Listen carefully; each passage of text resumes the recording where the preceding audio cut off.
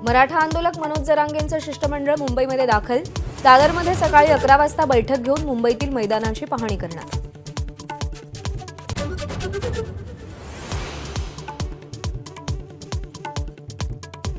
20 जानेवारीला आझाद मैदानावरील आंदोलनासाठी ओबीसी जनमोर्चाने पोलिसांकडे परवानगी मागितली। विविध मागण्यांसाठी राज्यभर आंदोलन करणार।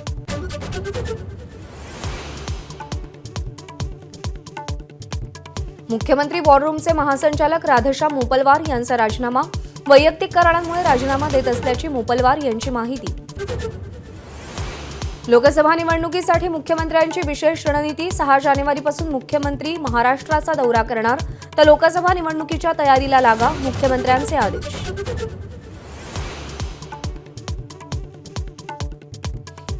दिल्लीतील पक्षश्रेष्ठींसोबत महाराष्ट्रातील काँग्रेस नेत्यांची बैठक। महाविकास आघाडीच्या जागावाटप फॉर्म्युलावर चर्चा होण्याची शक्यता।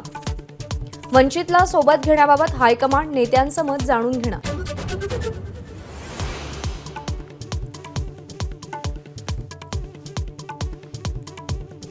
स्वातंत्र्यपूर्व काळात राजे महाराजे इंग्रजांना सामील होते। नागपूरच्या महारॅलीत राहुल गांधींची टीका, तर आमचं सरकार आल्यावर जातनिहाय जनगणना करू, राहुल गांधींचं आश्वासन। राहुल गांधींचे आरोप देवेंद्र फडणवीसांनी खोडून काढले। नागपूरमध्ये काँग्रेसची सूक्ष्म रॅली, फडणवीसांचा टोला।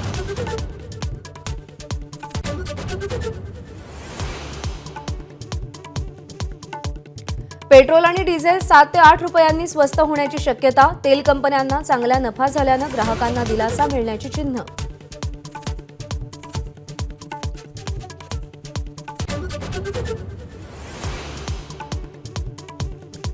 मुंबईमध्ये मेट्रो 3चा आरे ते बीकेसी टप्पा 93% काम पूर्ण।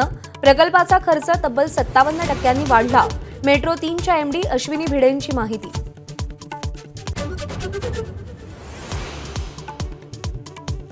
पंढरपूरच्या विठ्ठल मंदिरातील 314 दागिन्यांची मंदिर समितीच्या ताळेबंदात नोंदच नाही।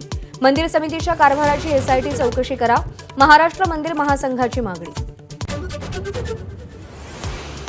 बुलढाण्यामध्ये कडाक्याच्या थंडीत 200 वृद्ध शेतकऱ्यांचं 4 दिवसांपासून उपोषण। दुष्काळ जाहीर करण्याची मागणी, अद्याप प्रशासनाकडून दखल नाही।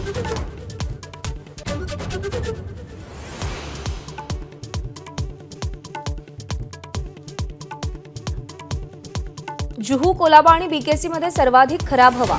रस्ते धुवून प्रदूषण कमी करणाऱ्या टँकरची संख्या वाढवणार। दररोज 1000 किलोमीटर रस्ते धुणार।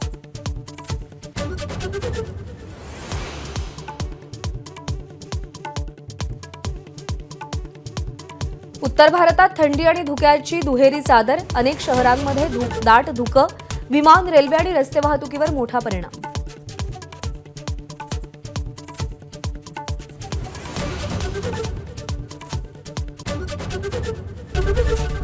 एबीपी माझा, उघडा डोळे बघा नीट।